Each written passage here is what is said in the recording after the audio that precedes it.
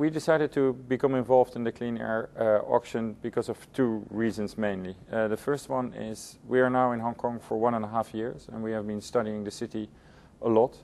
And we see that there is a serious need for the rethinking of how to deal with the environment here in the city. And we think that the clean air network contributes to that discussion in a different way. And we would like to support that contribution by being part of this auction.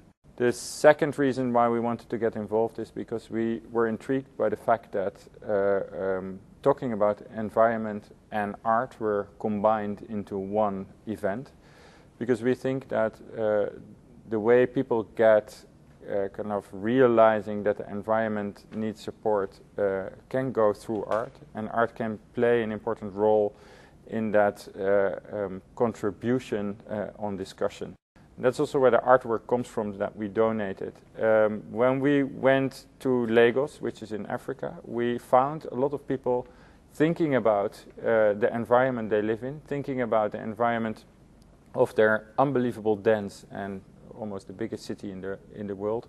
In the picture that we donated, you see a recycling plant of plastic, just simply made by the people that live around that area. They just started collecting this plastic, started putting them in different piles, and created, by doing so, their own recycling plant, their own business, and contributed by working with the environment, contributing to a better environment for everybody.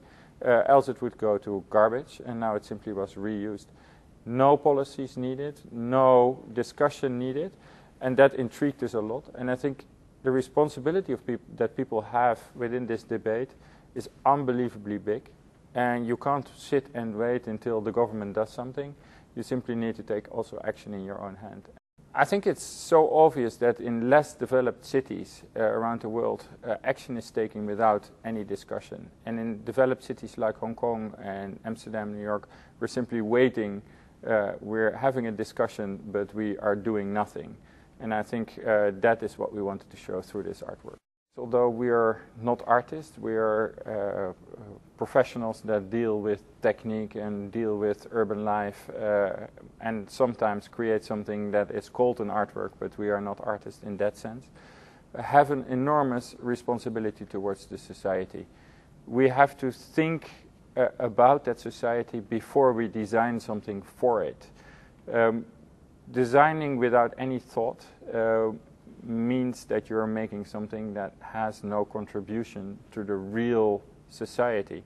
OMA has a very holistic point of view to that. So we don't think about technical measures. We don't think about how can we compensate for air pollution. But what we're trying to do is we take the person we design for, the user or the person that lives in the place we're designing, as the center point. We're thinking about what does that person feel around him, see around him, and is exposed to. And we're trying, by simply clever design, try to influence that circumstances. Not by, again, technical add-ons, because that is quite easy. Not by compensating, planting some trees to make sure that they can simply still pollute. No, by we do that in a way that we try to use simply what is there. So wind, the sun, shading, humidity, in the positive ways people can experience it. And then later on, when that is still not sufficient, we're starting about thinking how can we use another additional technical measure, which is a big difference to what you see now. Green has become a little bit a gimmick in 2011, in my point of view. As long as you develop a facade with flowers on top of it, your building is seen as green, while actually these buildings often are not green at all, because you need to use all kinds of technical measures to even plant trees to a building. That is not the normal way that's happening. So we try to avoid this gimmick. We are modern day architects. Our facades will look very modern day, but these buildings are often much more sustainable, much more contributing to a good environment than the so-called green architecture. When I started living here, I experienced sometimes harsh circumstances. So if you look out of your window in the morning and you see simply nothing, you immediately say, okay, this is a bad day, a lot of pollution in the air today. And how can you deal with that as an architect? Working in this city, starting to like the city, because also the city really goes into your veins, and when it's there, it doesn't leave again.